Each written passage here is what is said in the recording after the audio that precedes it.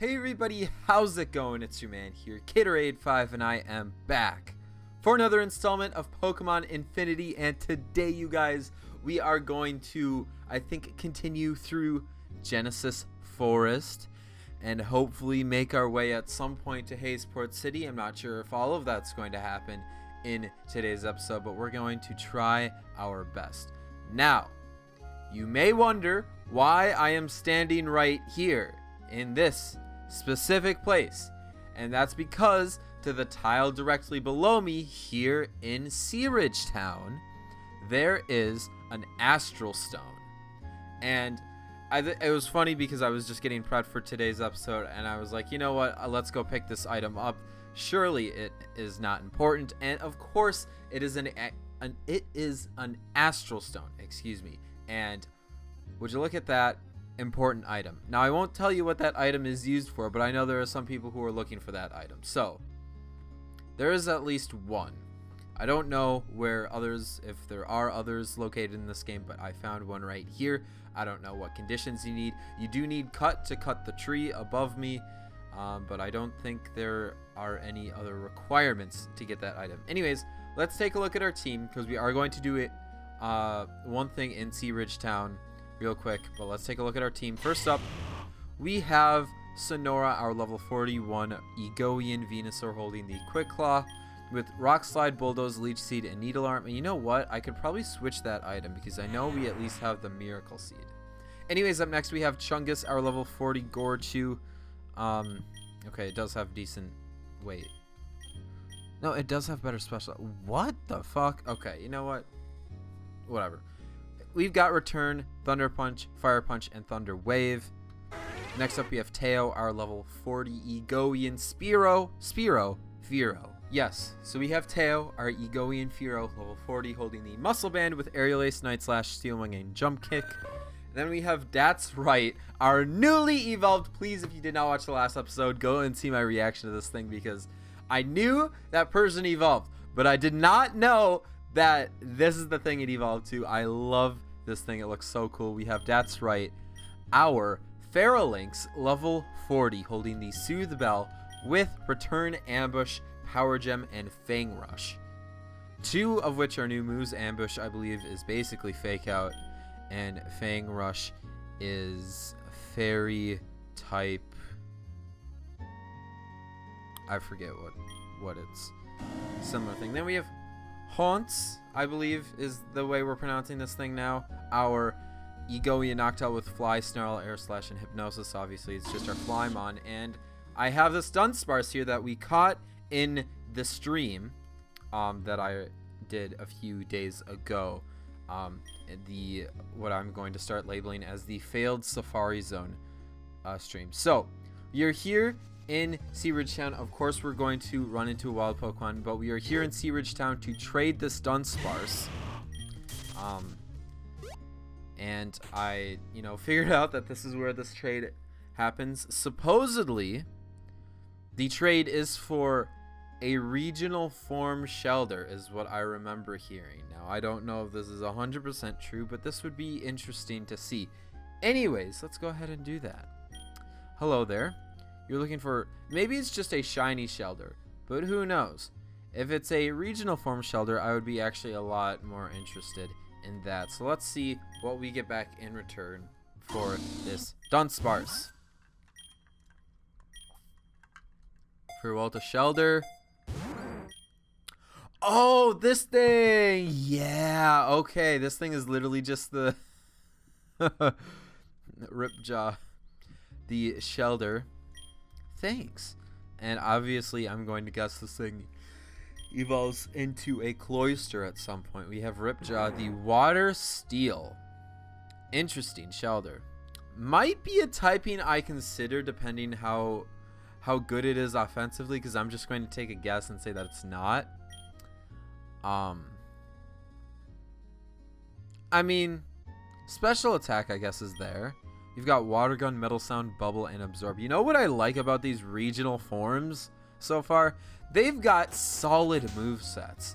I really appreciate their movesets. Anyways, I'm going to fly back to the start of Genesis Forest, and then we can get everything going for today's episode. All right, we're back, and we are ready to continue on. But before we do that, I do want to show you this egg that I got in between episodes. If you guys remember, at the end of the last episode, we talked to a black belt on the previous route, Amber Trail, that said, hey, I don't really have a use for this egg. This is a fighting, an egg that is used for fighting or something like that.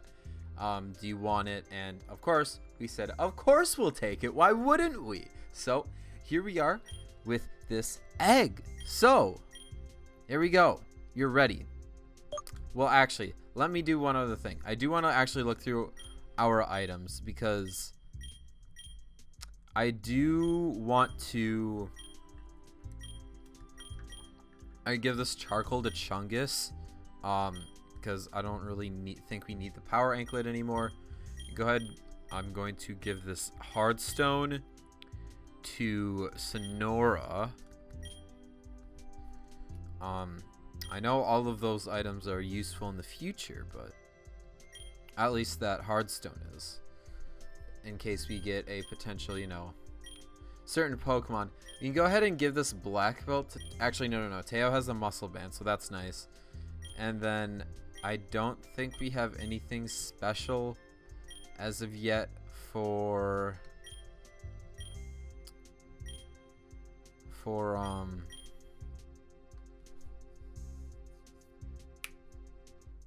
Fairlinks. For that's right. I'm gonna need to get used to that name, Fairlinks, but we'll keep it with the Soothe Bell, which is nice. Return's a good move. Anyways, I overheard some trainers talking about seeing a Kidfoot, watching them from atop the cliff edge. I'm sure they were just seeing things. Yeah, that seems to be a theme in here. Also, I remember when we originally came in here, there were different NPCs, which is nice, based on the time, I would guess. Another thing that is slightly disappointing, well, number one is this Rock Smash Rock, but also, both times we've been in Genesis Forest, it's been nighttime, and I guarantee you that this area is just beautiful during the daytime, but whatever. Let's see what's going on here. This forest is pretty big, plenty to explore. Good thing I'm not deathly terrified of bugs. Yes, I feel that's a prerequisite for this area. Speaking of which, I'm just going to guess that there's not really anything too crazy going on here in terms of wild Pokemon, so I'm going to pop a Repel. We have 7 Max Repels. Okay, when did we get 7 Max Repels? And where are my Super Repels? There they are. We got 13 of them. So hopefully we don't have to run into any crazy wild Pokemon. Obviously there's a Gloom there. Maybe there's going to be another Magnemite-esque chase through the forest. I would be actually pretty entertained by that. That'd be pretty cool. But it's looking like this dude's just a trainer. I want to make sure, you know, I have people ready. Poison is bad. You know what? Yeah, poison's pretty bad. Bug Fanatic with a what? A SCALARVA? I don't know if this is a if this is a fake mon, or if this is like an evolution of a previous Pokemon. I don't know, but what is this thing? And I want to figure out what it's about. So maybe we'll have to take off that Rebel for a bit. Anyways, we're facing a Heracross up next. Let's go ahead, take this thing on with Aerial Ace. Goodbye, Heracross. Oh, it's got a Kobo Berry. Okay. Yeah, this might hurt. Yeah, that hurts a lot. Down goes the Heracross, though. I was gonna say, why did that not kill? Anyways, Hansel's level 37, wants to learn Razor Wind. No, thank you, bruh. Venomoth. Okay. Sonora time. So yeah. Anyways, hope everybody's having a good day. Again, I don't know. We talked about in the last episode, or at least Thorn talked about us having to go to like Dunestone Oasis. Just another thing that I think is underrated about this game, and again, it's just the little things that I don't think even, well, I definitely wouldn't realize, and I think even the best of critics wouldn't realize that like the names of all of these locations that we like traverse in the game, they're so distinct, they're so unique, and yet they're so just like fitting. They like make sense for the locations, and they sound like places that Pokemon areas would be named after. So I just think that's so cool, and it just, even though it's just a name, it makes you feel, it makes at least me more interested in exploring a given area. So that's my little piece of information, of praise that I will give for this specific episode. I feel like every episode I just have some like specific praise that I give out. Anyways, let's go ahead and heal up our party, you know. I did buy some more fresh waters and lemonades. I think we're just gonna live off of those for right now, until we have the opportunity to maybe get some more Moo Moo Milks, because we're at the part of the game where those are pretty dang useful, if I do say so myself. Anyways, we had a TM for Muddy Water, which would be interesting. Excuse me. Okay, we can't go that way. Interesting. It would be interesting if we what am I trying to say? If we, can I fucking think? Holy shit. I literally just forgot about what I was saying. Well, that's cool. That's really cool. Oh, if we were using a water type, yeah, that TM would be pretty useful. Anyways, we're facing a bug catcher now. We're way past that. And let's see how much damage our charcoal holding fire punch will do, because I feel like, yeah, it's gonna do some damage. I think it's gonna do some damage. Level 41 here on Chungus. Beautifly is the next Pokemon out here, and I guess we can go into Teo. Hopefully we don't have a bug type move that absolutely destroys us. That would be helpful. Anyways, yeah. Well, down goes the Beautifly.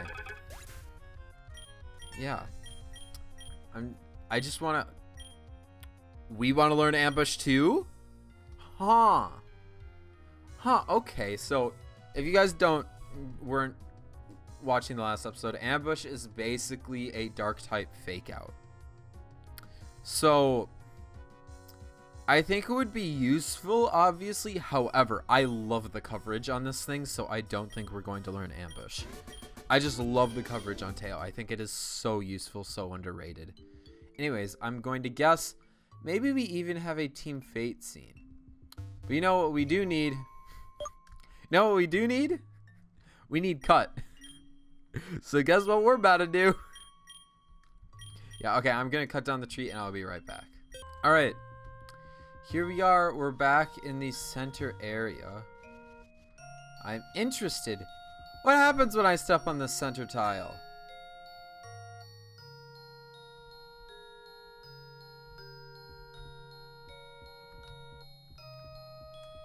And nothing happens after that, huh?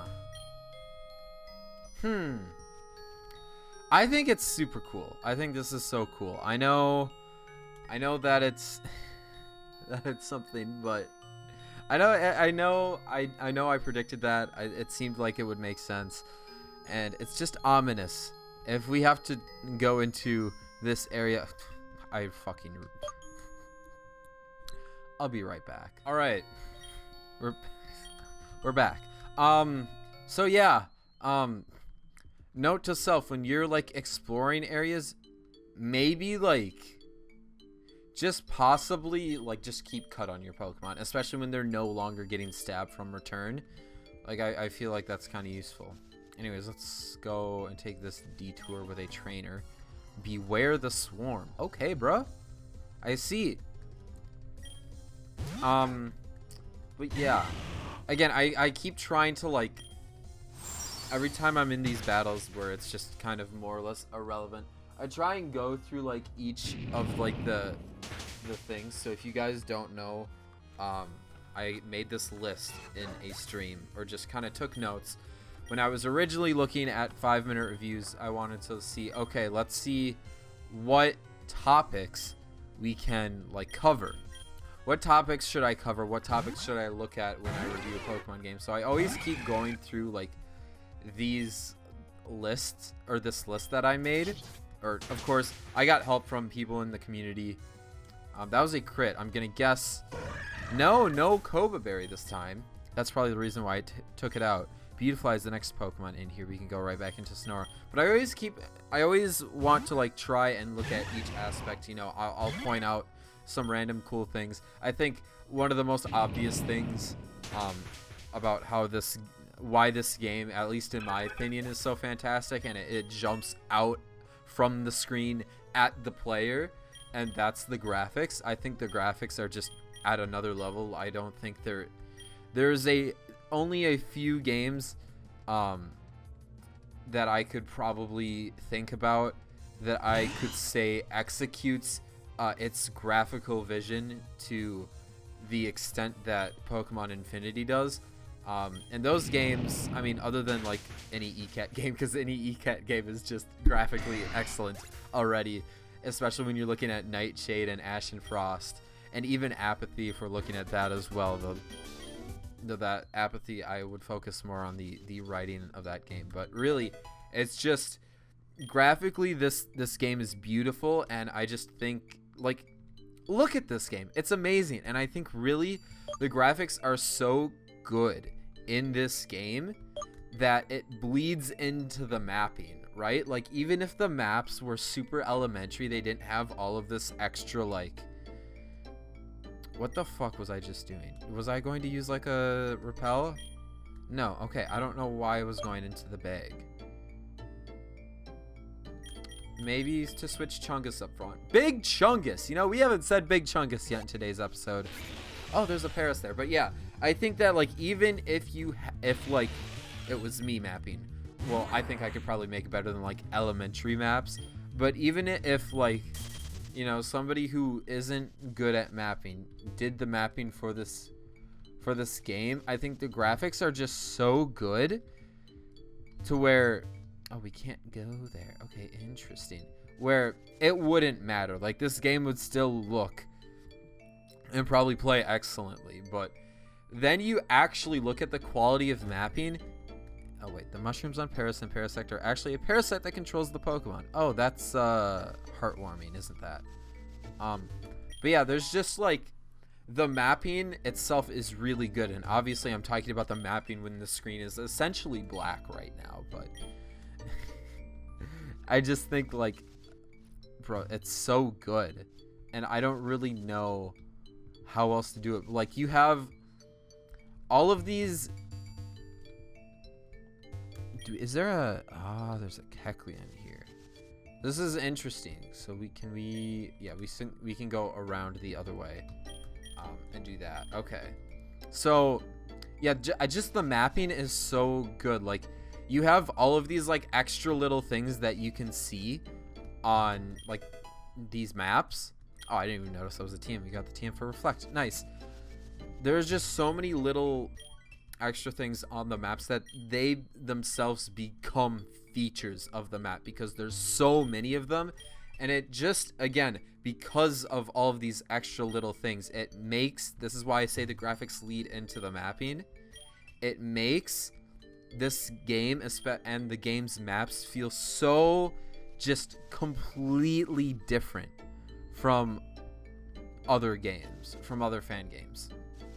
So really, that's amazing. And going back to the point where, like, if I were to try to compare this game graphically, like, there are only, other than ECAT, and maybe, like, off the top of my head, this is going to sound like a weird pick, especially for people who aren't super into the fan game scene, but graphically, I think Shikari looks amazing as well. There's an item here.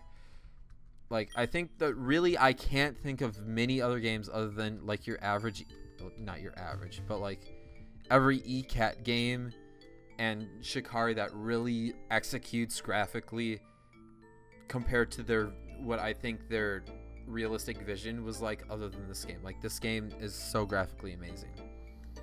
That was a very jumbled up way of saying this game is graphically amazing, and it compares very well compared to other fan games, but it's just crazy. It's just crazy. Now, if I go down this list and I go to story and I take a look at story, oh, this is a trainer, and I look at story, I'm like, okay, well, obviously, I think it's difficult to judge the story, the plot as a whole, when the story hasn't finished, right? I don't actually know what the outcome's going to be, so it's difficult for me to critique it or, you know, praise it. I don't really like doing that with a story, but at least from a writing perspective, there has not been a single point in this game where I've cringed or been like, why did you write that, dude? Like, that doesn't make any sense. And that's something that is so difficult to do. Again, I think, you know, some Pokemon games, some fan games do it better than others, and I think it's definitely an easier thing to do, that, at least in my opinion, from my very just awful artistic talent. I think writing's a little bit easier to pull off, but maybe that's just me. Anyways, Chungus is trying to learn Sucker Punch, so I think it might be time that we get rid of Return. There we go, and we get Sucker Punch, and looks like Teo's level 42, but really, it's just being able to say I have not, like, cringed at a single line of dialogue, or I don't think that a single line of dialogue, at least from my memory, has been out of place. That's really something, and that's something that is just super difficult to do. I think, you know, producing a well-written game, again, unless you're ECAT, is really difficult to do, and it takes why am I in here? I want an antidote. It just takes so many times of proofreading over and over again, and having different people look at your writing. It's just crazy, and I think it's amazing how good so far from a writing perspective this game is. Writing is, again, one of those things that you don't really notice unless it's awful. So the fact that I haven't really spoken on the writing just yet in this game is probably a good thing, right? We talk about balance. I think this game is balanced. Ooh, wait. We're going on. Okay, what's over here? I'm gonna guess. Okay, more area. More area to explore. Oh, you look important, so maybe I'll pause my my opinions on what's going on, my critiques and praises of this game so far, and we'll talk to you. Oh, you're a fucking trainer. All right, bro. I really thought this aroma lady was going to be someone that was important. Guess what? I was wrong. Also, can we just point out how we literally almost just one-shot this Rosalia? Pretty impressive. Okay, so the next thing I was going to say is balance. I mean, this game is pretty properly balanced. It's not, like, easy. But really, I mean, how are you going to be expecting, like, I wouldn't, like, this is not a hard Pokemon game. Like, it's, again, from, like, a difficulty perspective, I don't think it's very difficult to do well on balancing. And I really want to point out, especially from a balancing perspective, I think a lot of balancing, and we talk about quote-unquote, like, meta stuff that, like, would be more in tune with people who are competitive battlers. I think when we look at that, we're saying, okay, so actually the movesets on these, like, new regional forms and on these Fakemon and on these new evolutions of, you know, real Pokemon, they all seem to be pretty good, if I do say so myself. I mean, I know I pointed out earlier with the Shelder, but you also get, like, the Magnemite. I really like that moveset right when you got it. You get, I literally am forgetting, but, like, all of these, you know, movesets. And just, you know, stats, they make sense for the Pokemon based on their Pokedex entries. And the Pokedex entries is another thing I can look at with writing. It's just there's so much new and fantastic things in this game. It's hard to like take a look at all of them, but I hope that, you know, as we've been going through this forest and me trying to explain, you know, my opinions on these things, hopefully has given those of you who maybe who don't come from like a fan game dev perspective, you know, some oh, blue apricot, some ideas on how great I actually think this game is. It is just amazing. And when you're someone like me who let's just say plays some bad fan games, like some of these 5-minute review games that I've played, if you don't know what my 5 minutes reviews are, I normally play like, I'll play like jam games. Oh, and look at that, right at where we started. Cool. And I'll play these jam games, and they're just some of them are just really, really tough to play, really tough to even like be motivated to play. So you have, I mean, obviously I know I'm scraping at like the bottom of the barrel fan games that some of them are just, you know, not fun to play in the slightest, but really this game is excellent. Like, even if you're taking like your average fan game, and I would say, you know, a game that, you know, I might make would probably be around an average fan game. It's just so much better. It's so crazy good. And then the last thing, I guess, that I'll look at, well, I have bugs on here, but I'm not actually going to talk about bugs, because when you complete a Pokemon game, you should just not have any bugs. Like, I cannot stress this enough. If you are a fan game developer watching this video, please beta test your game. It is something that in literally like in a quote-unquote normal industry, like if I am going to do software developer things in my career, we are making sure we are testing everything. Please treat your games like that. And, you know, this game passes that, you know, no bugs. Magneton's coming in. I'm gonna guess that you are sending in the normal Magneton, but maybe I'm wrong. I am wrong, but guess what? You're even more weak to fire, so there's that. There is that. Goodbye, bruh. So yeah, really good. So the last thing I have is music, and I don't think, maybe I think I react more strongly to music when I'm like streaming and stuff, but there have been quite a few fantastic themes in this game. So although I may have not like reacted, if you guys watch my streams, I probably may have not reacted as strongly as I have to like the themes that I'll hear in different games. I don't want that to take away from the fact that this game's music is really good. This game's music is really good. You know, I like, obviously you might be like, oh, does that mean that the game the game's music doesn't have as high of like the highs of high music? I don't know. I don't really know how to explain that. I would just say that there has not been a single theme that I've disliked in this game. And again, when you get to the point of some games that I play where I think like there's at least maybe half the music is out of place, that's the thing. Like, musically, if I don't like the melody, I think most of the time I'm just gonna be like, yeah, that's probably just me. Actually, let me go ahead and heal up. We've got story.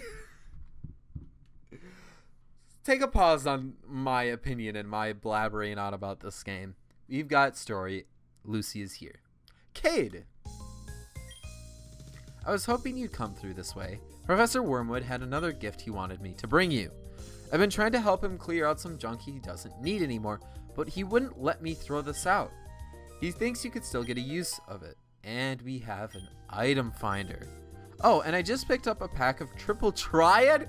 Oh no, triple triads in this game? Oh, we are going to stream that as well. You guys have no idea. If you've never played triple triad, it is a fun game. And I just picked up a pack of triple triad cards, but didn't really get anything I didn't already have. Oh, triple triad? It's a card game that's been getting popular in the city, even though I've been playing for years. Ah, I see, you're a hipster. You like you get all of the cards earlier? Okay. Wait, are you gonna block me? Are you gonna block me again?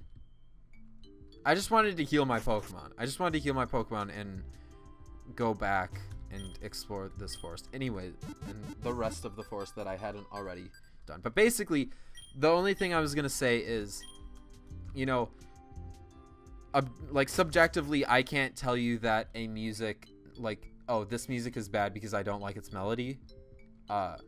Also, I am not jumping that fence. Never mind, because I think that is probably a fantastic way to put you all the way back at the beginning. Not trying to do that, I'm sorry. But basically, even if I don't like the melody or I don't like, you know, certain sounds, I can tell if like not the motif, but like the theme, kind of the feeling each thing is going for, each kind of theme. So as long as I think that theme, if I think the music that I'm hearing fits the situation, that's basically how I grade the music, and I'm grade. That's how I judge the music, and you know, I think that so far everything's been pretty good for this game. Anyways, let's go ahead, maybe buy some stuff over here. I don't think there's anything specific that we need. I could always pick up more lemonades, but I think we have plenty as of right now. But what does this person have to say? Hey, you been through the forest? Sure smells like you have. All right. And I don't know how far we're going to get through this area. Oh, bro, I saw that person walking and I was like, do not do this to me. Don't do this to me. And luckily it didn't happen. So that's good. So we are in the suburbs of Hazeport City. And you know, right before I end off the episode, because we are going to end off the episode here, so if you don't want me blabbering on about my opinions, this is something that was done in Obsidian, which is interesting. And I'm glad I from what I remember of that game, I remember that was a little, it seemed just a little kind of overscoped, at least the different suburbs and different areas or neighborhoods of a city. But it seems that Hazeport City has it where it's just like the suburb and then the city. I think that's really cool, and I think that should probably be something that more Pokemon games, you know, do. I think that should be something more Pokemon games do. Obviously, Ash and Frost is a great example of literally a game where it's only a city and you explore the whole city, but it's besides the fact. Anyways, we are going to end off our episode here. Again, please let me know in the comments if I missed anything in Genesis Forest. Again, we explored it when it was dark, and you know, might have been easy to miss some things. So if I did miss something, please let me know, and I will, you know, go back and explore it maybe off screen, or if it's important enough to do on screen, then I'll do it on screen.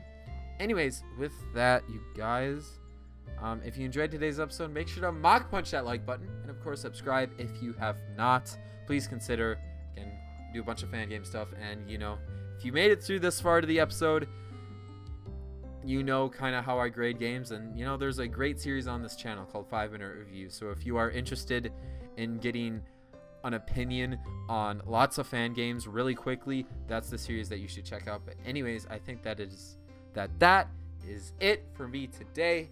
You guys, this is Caterade5 signing out. Thanks for watching, everybody, and have yourselves a good day.